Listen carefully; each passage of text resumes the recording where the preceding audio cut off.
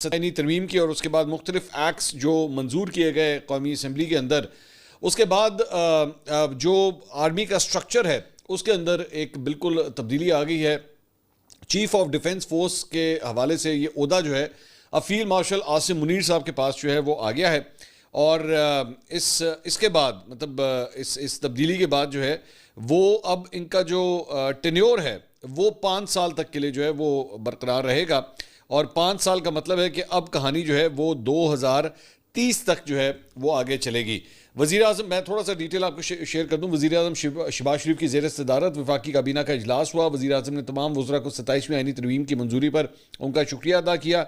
वज़ीर आज़म शहबाज शरीफ की ज़ेर सदारत वफाकी काबीना के इजलास में आर्टिकल 243 में तरमीम के तनाजुर में तीनों सर्विसेज के एक्ट में तरमीम की मंजूरी दी गई। वफाकी काबीना ने Pakistan army act, Pakistan air force act, Pakistan navy act में तरामीम की मंजूरी दी। तरामीम का मकसद अफवाज पाकिस्तान से मुतल्लिक़ क़वानीन को 27वीं आईनी तरमीम से हम आहंग करना था।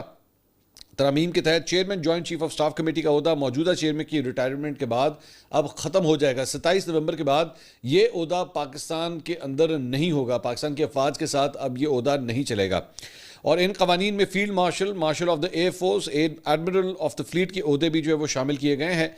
एलामिया के मुताबिक वफाकी काबीना ने federal constitutional court procedure and practice act 2025 के मुजवदे की मंजूरी दे दी है। और वफाकी काबीना की इक़्तिसादी राब्ता कमेटी के 7 नवंबर 2025 के इजलास में किए गए फैसलों की ये तौसीक की गई है।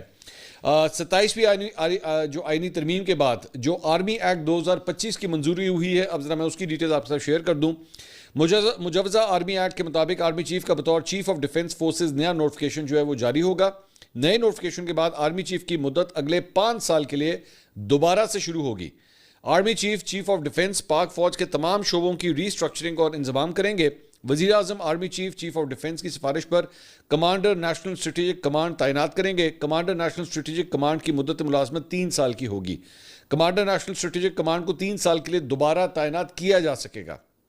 मुजवजा आर्मी एक्ट के मुताबिक 27 नवंबर से chairman joint chief of staff committee का ओहदा खत्म हो जाएगा। इससे कबल कौमी असम्बली ने Pakistan army, Pakistan air force और पाकिस्तान नेवी एक्ट में तरमीम मंजूर कर ली। तीनों बिल वजीर दिफा ख्वाजा आसिफ ने पेश किए। Supreme court practice and procedure तरमीमी बिल भी कसरत राय से मंजूर कर लिया गया। बिल वजीर कानून आजम रज़ी तारड़ ने पेश किया। वजीर कानून आजम रज़ी तारड़ का कहना है कि फील्ड मार्शल के ओहदे को आईनी तहफ़्फ़ुज़ दिया गया है। Army chief of defence forces भी होंगे और ओहदे की मुद्दत जो है वो 5 साल होगी। उन्होंने कहा कि chairman joint chief of staff committee का ओहदा खत्म कर दिया गया है और स्पीकर कौमी असम्बली एजाज सादिक की ज़ेर सदारत होने वाले इजलास में वज़ीर आज़म शहबाज शरीफ जो है वो मौजूद थे। अच्छा, अब ये जो